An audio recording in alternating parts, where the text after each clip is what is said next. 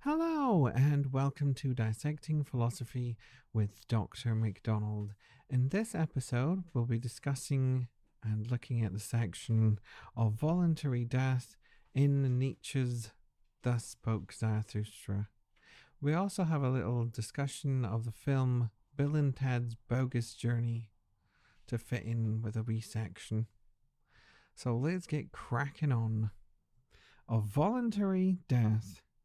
Many die too late, and some die too early. Still the doctrine sounds strange. Die at the right time. Die at the right time, thus Zarathustra teaches. To be sure, he who has never lived at the right time could hardly die at the right time. Better if he were never to be born. Thus I advise the superfluous. But even the superfluous make a great thing of their dying. Yes, even the hollowest nut wants to be cracked. Everyone treats death as an important matter, but as yet death is not a festival.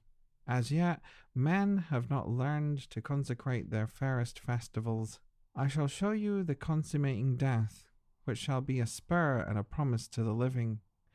The man consummating his life dies his death triumphantly, surrounded by men filled with hope and making solemn vows. Thus one should learn to die, and there should be no festivals at which such a dying man does not consecrate the oaths of the living. To die thus is the best death, but the second best is to die in battle and to squander a great soul. But equally hateful to the fighter as to the victor is your grinning death, which comes creeping up like a thief, and yet comes as master. I commend you my sort of death, voluntary death, that comes to me because I wish it. And when shall I wish it? He who has a goal and an heir wants death at the time most favourable to his goal and his heir. And of reverence for his goal and his heir, he will hang up no more withered wreaths in his sanctuary of life. Truly, I do not want to be like rope makers. They spin out their yarn and as a result continually go backwards themselves. Many a one grows too old even for his truths and victories. A toothless mouth has no longer the right to every truth, and everyone who wants glory must take leave of honor in good time and practice the difficult art of going at the right time. One must stop permitting oneself to be eaten when one tastes best. This is understood by those who want to be loved long. To be sure, there are sour apples whose fate is to wait until the last day of autumn, and they become at the same time ripe, yellow, and shriveled. In some ages the heart ages first, and in others the spirit. And some are old in their youth, but those who are young late stay young long. For many a man, life is a failure. A poisoned worm eats at his heart. So let him see to it that his death is all the more a success. Many a man never becomes sweet. He rots even in the summer. It is cowardice that keeps him fastened to his branch. Many too many live, and they hang on their branches much too long. I wish a storm would come and shake all this rottenness and worm-eatenness from the tree.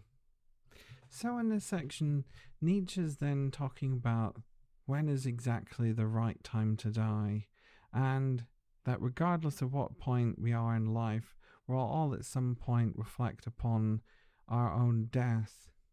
And we have initially that joke, he who has never lived at the right time could hardly die at the right time, better if he was never to be born, in which you have the sense of people feeling displaced within their own time period, either in the sense of they should have been born in a previous time period, or that they're completely out of place in their current time period and will be much better in a future state in which people's own opinions have changed and therefore they can fit in better with society, in which we have Nietzsche himself sort of poking perhaps fun at himself here because he himself felt displaced within his own time period and said that his philosophy and his own views was a philosophy of the future that was going to take at least up to about 300 years before everybody caught up to exactly what his own values and ideas were talking about. And when we have this discussion of dying at the right time. Why is that the case? Because they have a goal in mind for what exactly they want to achieve and what they want to leave behind in their act of dying. But we also have the sense of precisely this goal and this move towards achieving this goal, let's say of euthanasia, of you having the power to choose when you die. Then there's also this great metaphor of you having become resentful and have a hatred towards life. And so ultimately people become like sour apples in the way in which life is sort of described in this fantastic image of ripening fruit in such a way that everyone will ripen at a given time period, and then at some point, we don't know exactly when because it will differ on every person, but then he says that poison worm eats at his heart, and so that's when your own view starts to become resentful towards life, towards your own body, towards others, and where you just want a release from your own body and just want to die. And a clear image we have in philosophy of this is in Phaedo, where Socrates is at the end of his life and wants to drink the poison as much as it takes to kill him because he wants to die. And from the Nietzsche argument side of things, we could say, well, why is that the case? Because he's become an old man. He's no longer youthful anymore. He's basically lived his life, and now he's become resentful precisely to life itself. But there's also that sense of becoming a hypocrite as well, because it's precisely all the things that life has given you that you've enjoyed in the first place, it's enabled to live in the first place, that you then say, well, actually now everything that I've just enjoyed suddenly has no meaning for you. Then you just say, well, you big massive hypocrite. What about your body? What about experience and enjoyment in itself? All that has come just solely from engaging with the world and enjoying and loving the world. And now you've just become a resentful, hatred old man, basically. And we have Nietzsche sort of poke fun at this whole idea of people who are resentful and hatred towards life. It's just, why won't just a big gust of wind or just something come along and knock all these horrible sour apples from all over the place? If only we got rid of all these sour apples and bad apples, basically, we'd end up just with everybody enjoying life, enjoying the world, and then the people who wanted to die in the first place would be already gone. And we get a sense of that in the next little section that comes up. So continuing on, I wish preachers of speedy death would come. They would be the fitting storm and shakers of the trees of life, but I hear preached only slow death and patience with all earthly things. Ah, do you preach patience with earthly things? It is these earthly things that have too much patience with you, you blasphemers. Truly too early did that Hebrew whom the preachers of slow death honor, and that he died too early has since been a fatality for many. As yet he knew only tears and the melancholy of the Hebrews, together with a hatred of the good and just, the Hebrew Jesus. Then he was seized by the longing for death. Had he only remained in the desert and far from the good and just, perhaps he would have learned to live and learned to love the earth and laughter as well. Believe it, my brothers, he died too early. He himself would have recanted his teaching had he lived to my age. He was noble enough to recant, but he was still immature. The youth loves immaturely, and immaturely too he hates man and the earth. His heart and the wings of his spirit are still bound and heavy. But there is more child in the man than in the youth, and less melancholy. He has a better understanding of life and death. Free for death and free in death, one who solemnly says no when there is no longer time for yes, thus he understands life and death. that your death may not be a blasphemy against man and the earth, my friends. That is what I beg from the honey of your soul. In your death, your spirit and your virtue should still glow like a sunset glow around the earth. Otherwise, yours is a bad death. Thus, I want to die myself, that you, friends, may love the earth more for my sake, and I want to become earth again, and that I may have peace in her who bore me. Truly, Zarathustra had a goal. He threw his ball. Now may you, friends, be the heirs of my goal. I throw the golden ball to you, but best of all, I like to see you too, throwing the golden ball, my friends. So I shall stay on earth a little longer. Forgive me for it. Thus spoke Zarathustra. So then we have a really interesting discussion about the life of Christ that suddenly appears, and what Nietzsche picks up on is the age in which Christ died of 33, they reckon, is when he's meant to have died. And Nietzsche saying, well, he's very young at this given point. He's not lived his full life. What exactly would have happened if Christ had lived longer? He says, well, we would have ended up with something that would have been completely different from when he was younger. And it's almost saying, well, youth in itself has its own problem in wanting to sort of rebel. And he says here we have this whole sense of immaturely he hates man and the earth. And so we have this whole sense of when you reach sort of maturity away from your youth, then you sort of realize the folly of your own ways, and you would sort of correct yourself in how you think previously and arrived at a much better conclusion later on for yourself. It's all that sense of whenever we go through a phase in a sort of teenage sense of the word, you think, oh, I'm really into punk rock. This will be my life forever.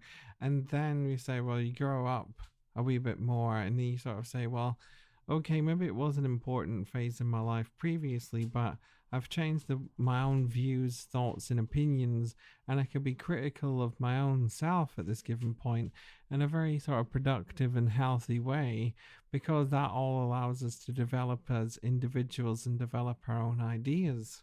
And there's that sense as well of being moved by empathy of the Hebrews here, he's saying, in the life of Christ, and a hatred of being what's upheld as good and just for everybody, and that whole sense of rebelling against that.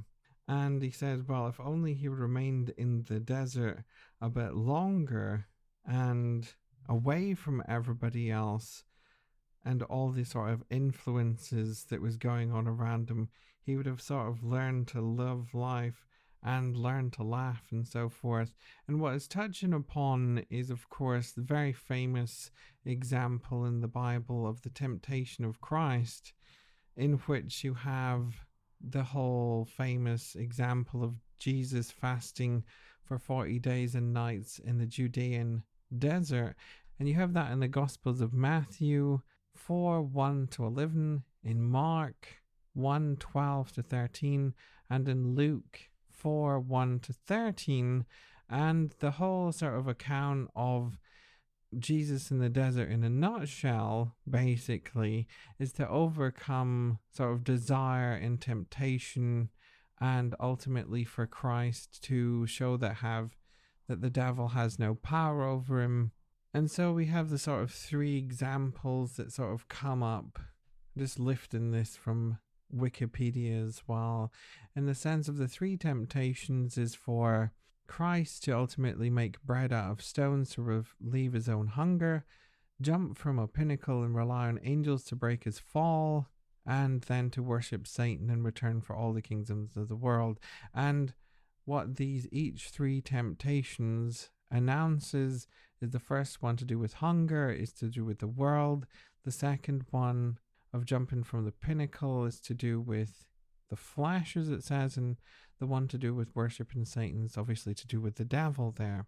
And each given instance, of course, Christ passed the test, and it's all to do with overcoming our worldly bodily desires and temptations, and ultimately for us to reach spiritual purity and enabling us to believe in the word of God as completely true, having complete faith, and going towards sort of the whole idea of metaphysics and the afterlife as well, all wrapped into all that. And what we have sort of Zarathustra say is sort of the complete opposite of that we don't want to move towards an afterlife or a metaphysics and for our life to be focused on death like that, but rather he says, I want to die myself, that you, my friends, may love the earth more for my sake. I want to become earth again, that I may have peace in her who bore me. And again, your death may not be a blasphemy against man and the earth, my friends. That is what I beg from the honey of your soul. In the sense of death shouldn't be about the afterlife and some sort of gloomy spiritual thing that happens to us, the soul leaving the body and so on. But rather it should be a celebration of life itself and the person's life that they lived and everything that they did in a very positive sense. And that's what kind of annoys me at funerals as well. Every time that you go to a funeral, you sort of get the whole typical thing of, and the Lord God will look after them and so forth. And you just get the main things that happens in somebody's life, but it's not really a celebration of that person, not really a celebration of what they did, because everything's always underpinned by God, the afterlife, and their soul, when all that's saying, well, all that's well and good and all, but what about their achievements? What about them as a person and so on? Surely that means more than suddenly slipping in all that religious context in the midst of it all. And then we get quite the fun line as well, because our death should be about life and enjoyment of the earth and living. He says, well, I want you all to basically pick up the ball and roll exactly what I say, and I'd be quite happily to go back to the earth, but just hold on a tick. I don't want to die quite yet. Why is that? Because I actually want to enjoy living. Isn't that a weird thing, that somebody actually wants to enjoy life and bask in the glory precisely of life itself, rather than just running straight for the exit and wanting to die? So that's sort of what Nietzsche's getting right at the end there. So I thought a great movie example for this section to discuss would be Bill and Ted's Bogus Journey from 1991, starring Alex Winter as Bill and Keanu Reeves as Ted. And this is the wee plot summary as well from Google. Amiable slackers Bill and Ted are once again roped into a fantastical adventure when Dinomalos, a villain from the future, sends evil robot duplicates of the two lads to terminate and replace them.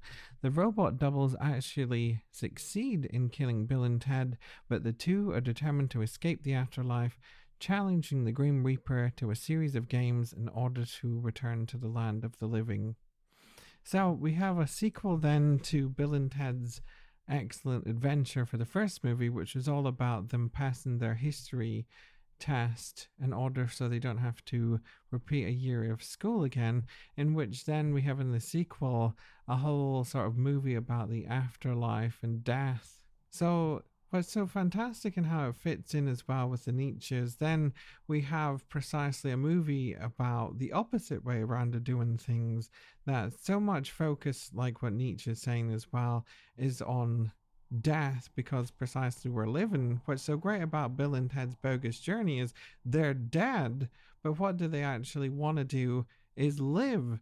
And you have that fantastic moment, as it says there as well, of challenging the Grim Reaper.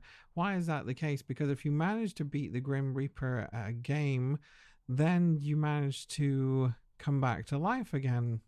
And that's what, of course, they do and win, quite humorously, of course, because then they manage to beat death at battleships to begin with, and then they beat him at Cluedo, and they also beat him at Twister, and it's all that very funny sense of death continually saying, while best 2 out of 3, best 3 out of 5, best out of 7, and so on. And there's continually just rubbish at every single game that he plays and never wins once. But what's so great as well is that whole sense of here we have the opposite side of things, in which we have Bill and Ted precisely striving and fighting just to live. And that's sort of the sense in which we have Nietzsche as well. Within us, he says we all have that will to power, which is just another way of saying we all have that will to live, basically. And then we see that fantastically in the movie as well, when Bill and Ted challenge and beat death to then become back alive again, and then go and challenge their evil robot replicants from the future, as you do. And I think it fits quite beautifully into that whole thing of, well, if I could have just a little bit more time, I would. And if I could actually challenge death and win, I would, because life's worth living and it's so enjoyable and so pleasurable that it's worth a second time around. And it sort of fits into the whole idea of repeating life over again. Would you? Yes, you would. Or at least you should, because life should be something that's enjoyable. Many thanks for listening to the episode. I hope you enjoyed my discussion of the section of voluntary death in Nietzsche's Thus Spoke Zarathustra. Feel free to drop me a wee email at my address, dissectingphilosophy@gmail.com, and it can also be found on Twitter at I am a rubberman. Many thanks for listening, and I hope you'll join me next time.